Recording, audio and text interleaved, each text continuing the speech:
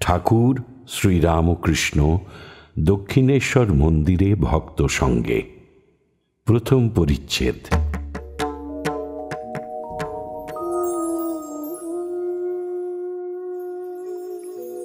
আজ পৌষ শুক্লা চতুর্থী, 2রা জানুয়ারি 1884, 19শে পৌষ, বুধবার, 1290।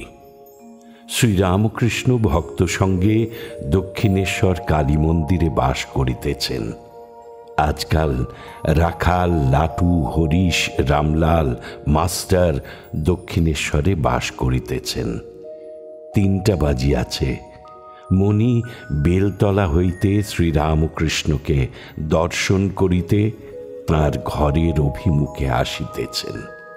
তিনি একটি তান্ত্রিক ভক্ত সঙ্গে পশ্চিমের গোল বারান্দায় উপবিষ্ট আছেন। মণি আসিয়া ভূমিষ্ঠ হইয়া প্রণাম করিলেন। ঠাকুর তাহাকে কাছে বসিতে বলিলেন। বুঝি তান্ত্রিক ভক্তির সহিত কথা কহিতে কহিতে তাহাকেও উপদেশ দিবেন।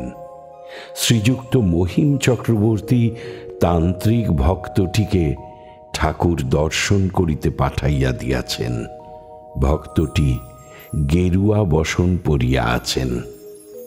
তিনি তান্ত্রিক ভক্তের প্রতি বলছেন, এসব তান্ত্রিক সাধনার অঙ্গ, কপালি পাত্রে সুধা পান করা, ওই সুধাকে কারণ বাড়ি বলে কেমন? তান্ত্রিক বলছেন, আজ্ঞা। শ্রীরামকৃষ্ণ আবার বলছেন, এগার পাত্র না, 3 তলা প্রমাণ সব সাধনের জন্য। আমার সুরা ছোঁবার জো নাই গো।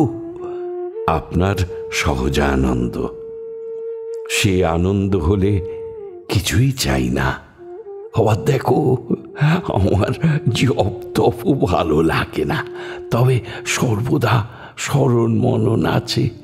আচ্ছা, ষট চক্র ওটা কি গা?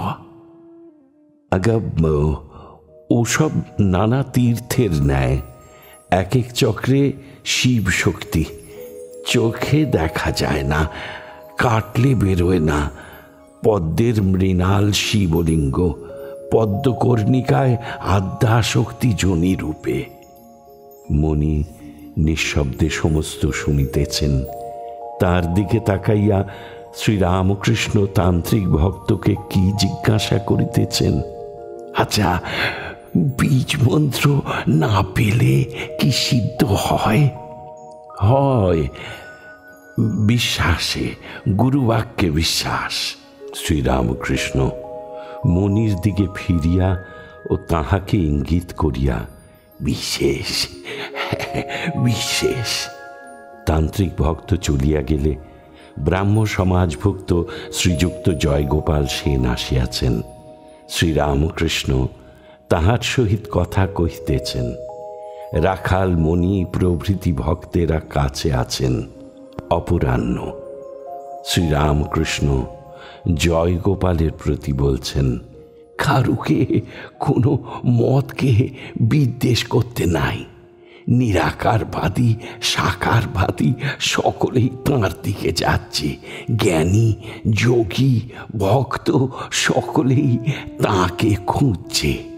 জ্ঞান পথের লোক তাকে বলে ব্রহ্ম, যোগীরা বলে আত্মা, পরমাত্মা, ভক্তেরা বলে ভগবান। আবার আছে কি নিত্য ঠাকুর, নিত্য দাস। জয়গোপাল বললেন, সব পথই সত্য, কেমন করে জানবো? শ্রীরামকৃষ্ণ বলছেন, একটা পথ দিয়ে ঠিক যেতে পারলে তোমার কাছে পৌঁছানো যায়, তখন সব পথের খবর জানতে পারে। যেমন একবার কোনো উপায়ে ছাদে উঠতে পারলে কাঠের সিঁড়ি দিয়াও নামা যায়, পাকা সিঁড়ি দিয়াও নামা যায়। একটা বাঁশ দিয়াও নামা যায়, একটা দড়ি দিয়াও নামা যায়। তাঁর কৃপা হলে ভক্ত সব জানতে পারে। তাকে একবার লাভ হলে সব জানতে পারবে।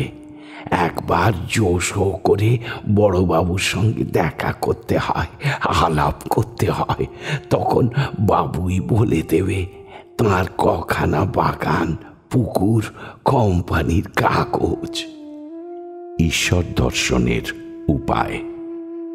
জয়গোপাল বলছেন, কি করে তার কৃপা হয়? শ্রীরামকৃষ্ণ বলছেন, তার নাম গুণ কীর্তন সর্বদা করতে হয়। বিষয় চিন্তা যত পারো ত্যাগ করতে হয়। তুমি চাষ করবার জন্য খেতে অনেক কষ্টে জল আনছো, কিন্তু ওই ঘোগ আলের গর্ত দিয়ে সব বেরিয়ে যাচ্ছে। নালা কেটে জল আনা বৃথা পণ্ডশ্রম হলো গো। চিত্তশুদ্ধি হলে, বিষয়াসক্তি চলে গেলে ব্যাকুলতা আসবে। তোমার প্রার্থনা ঈশ্বরের কাছে পৌঁছিবে। টেলিগ্রাফের তারের ভিতর অন্য জিনিস মিশেল থাকলে বা ফুটো থাকলে তারের খবর পৌঁছিবে না। আমি ব্যাকুল হয়ে একলা একলা কাঁদতাম গো। কোথায় সেই নারায়ণ, এই বলে কাঁদতাম। কাঁদতে কাঁদতে অজ্ঞান হয়ে যেতাম, মহাবায়ুতে লীন। যোগ কিসে হয়? টেলিগ্রাফের তারে অন্য জিনিস বা ফুটো না থাকলে হয়। একেবারে বিষয়াসক্তি ত্যাগ, কোনো কামনা বাসনা রাখতে নাই। কামনা বাসনা থাকলে সকাম ভক্তি বলে, নিষ্কাম ভক্তিকে বলে অহেতুকী ভক্তি। তুমি ভালোবাসো আর নাই বাসো, তবু তোমাকে ভালোবাসে, এর নাম অহেতুকী।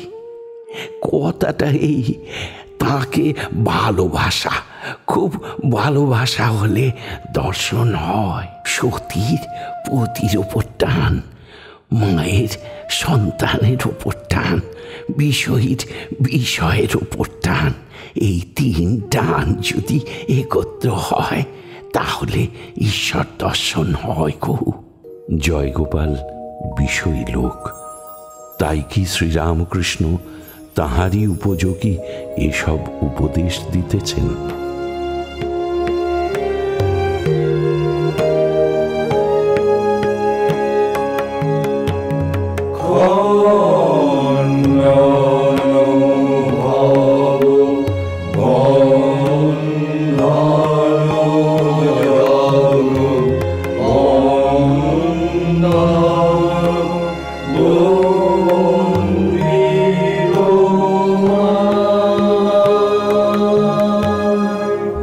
ঠাকুর ও মায়ের চরণে আপনাদের সবার মঙ্গল কামনা করি।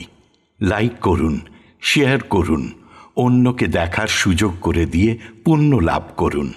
আর সাবস্ক্রাইব করুন, বেল আইকন পুশ করুন, যাতে আমাদের পরের নিবেদনের খবরটি আপনার কাছে পৌঁছয় সবার আগে। অমৃত কথন এই অনুষ্ঠানের আঙিনা থেকে আপনাদের সবার সুখ, শান্তি, সমৃদ্ধি কামনা করে বলি, হরি ওম রামকৃষ্ণ।